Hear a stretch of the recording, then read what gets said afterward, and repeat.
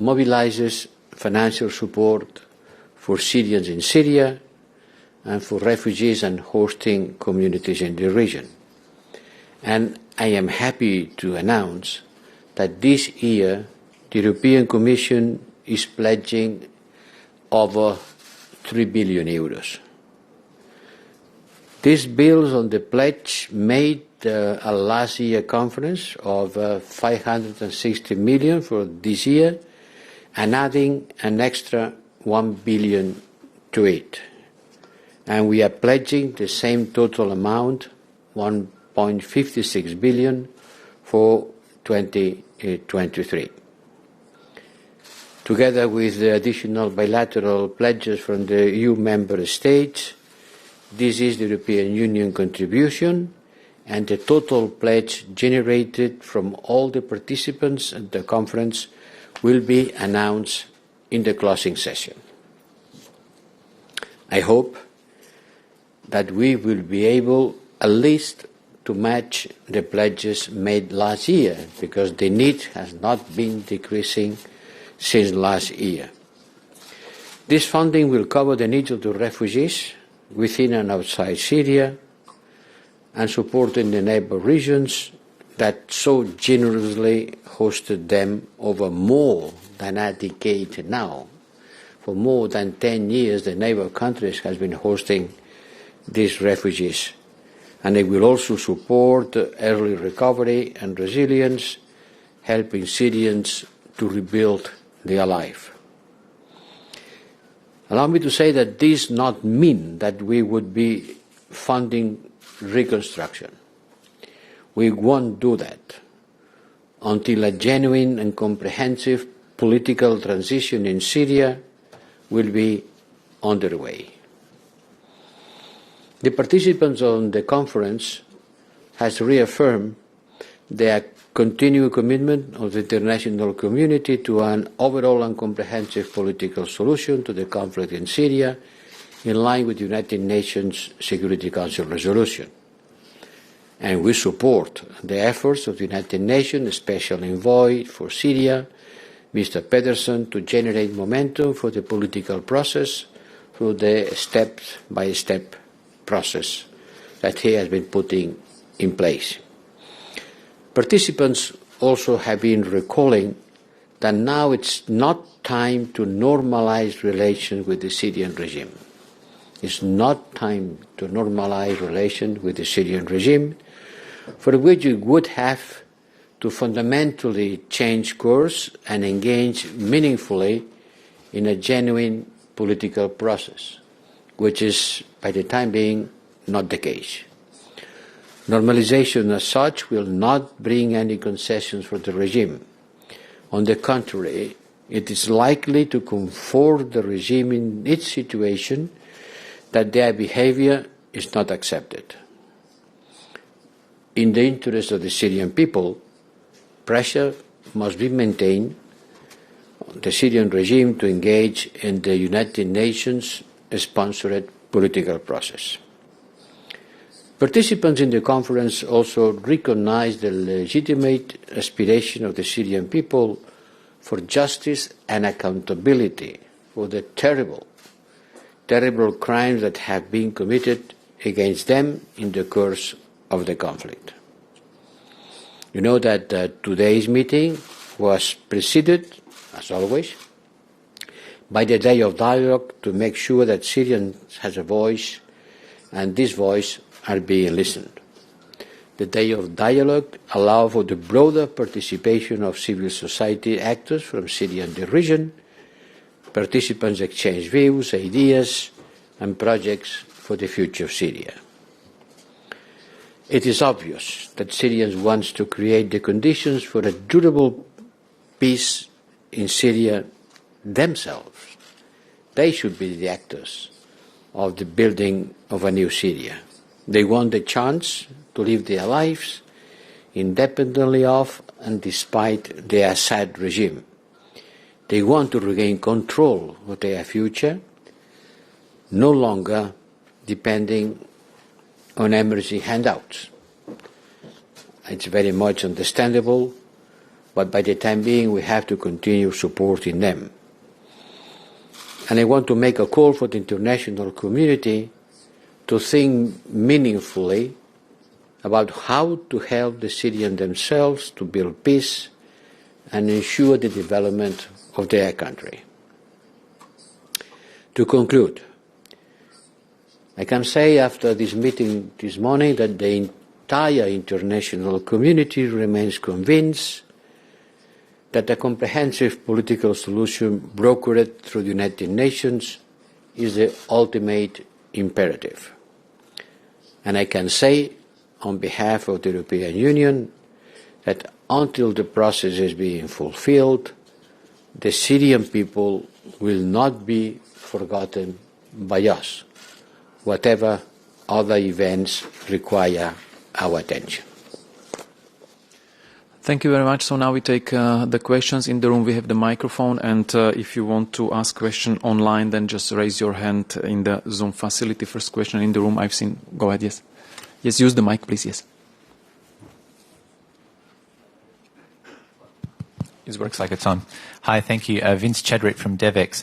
My question is to ask you, High Representative, what's your response to the criticism that by not inviting Russia and by having the summit in the absence of Russia, what you've effectively done is made it more difficult to cooperate on very practical humanitarian issues in the next few months? Yes, certainly.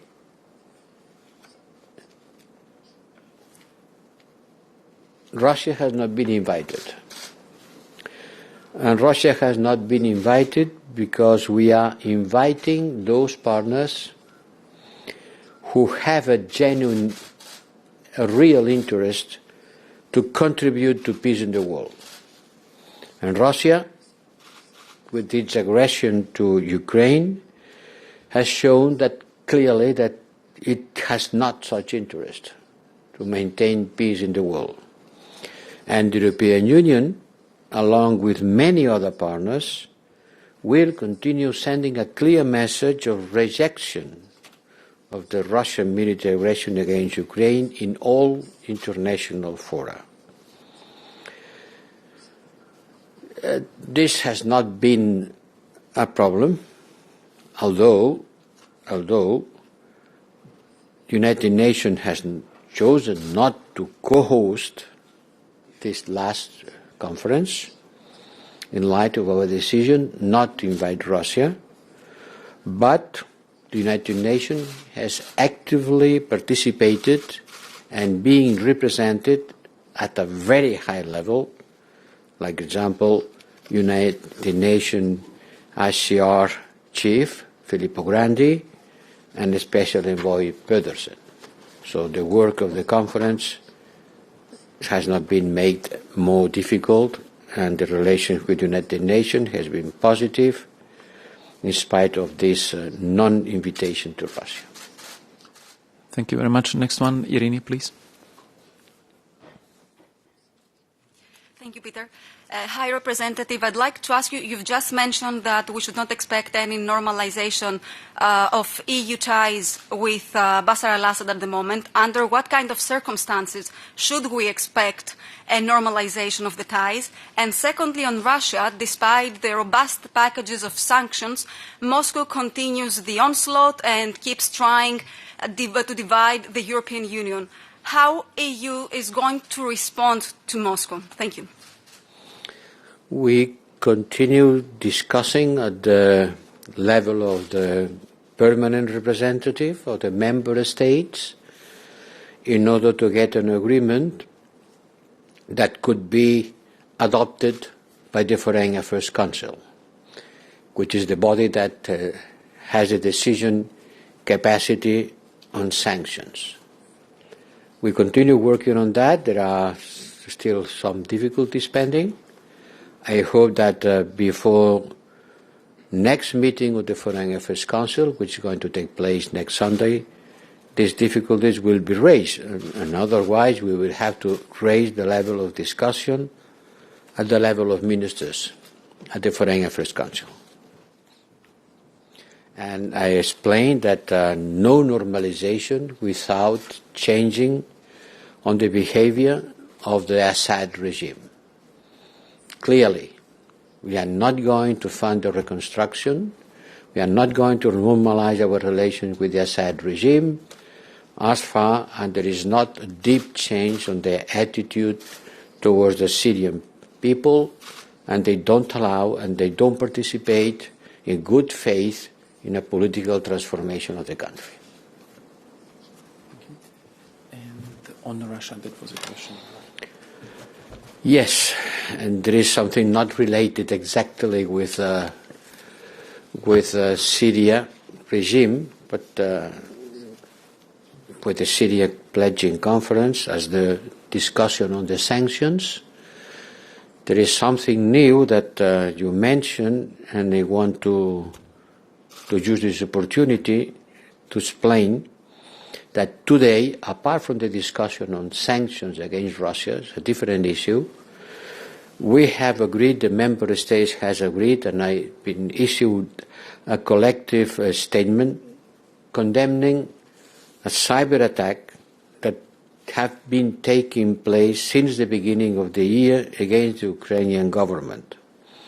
And the important thing is that for the first time at the European Union level, we are attributing this attack to an state actor, to the Russian Federation.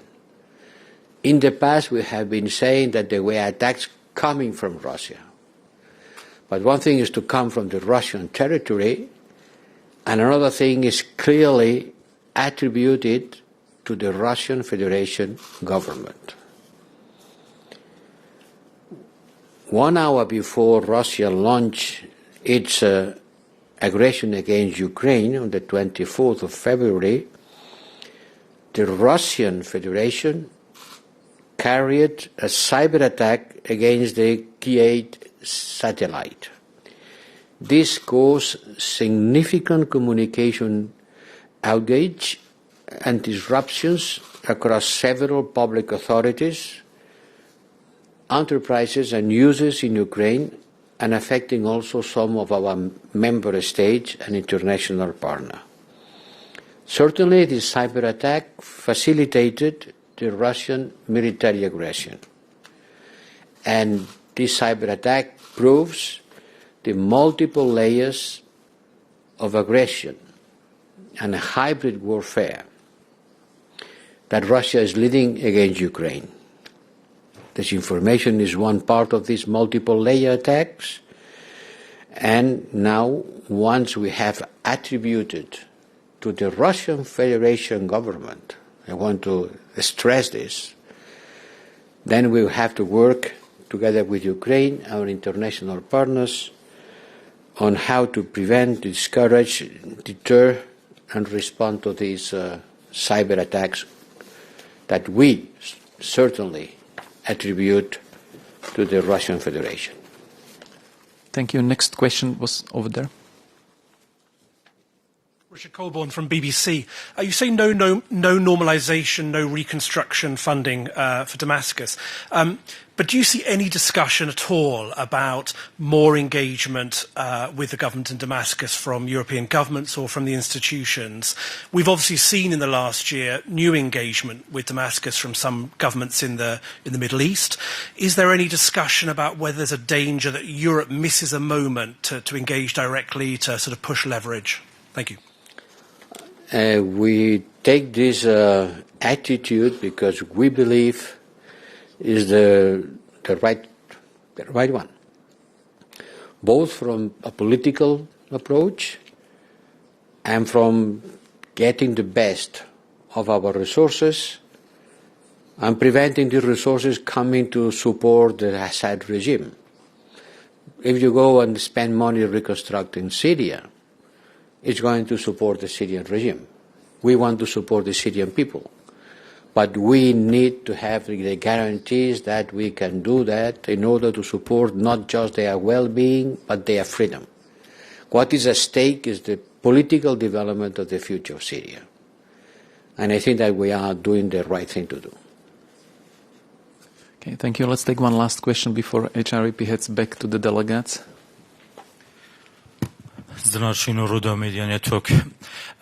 High Representative, you mentioned that without Russia, this conference can be good. But if you look at the political situation in Syria, without Russia as a permanent member of Security Council, there will be any solution? Do you believe that you will get access for the humanitarian aid and political solution without Russia here in Brussels, and to have a direct dialogue on Syria with Russia? Thank you. Certainly, there is only one pass from the Turkish territory to the Syrian territory in the Idlib area to bring support to the more than 1 million people caught there. This support continues flowing because there is still one pass open. To keep this pass open will depend on a resolution of the Security Council. And certainly Russia could obstruct it using its veto capacity. But I strongly believe that Russia will not do it, because it would put more than 1 million people in a very dire situation. So I think that Russia will not do it. They should not do it. Okay, thank you very much, everyone. Thank you very much for coming, and see you later. Have a nice afternoon. Bye-bye.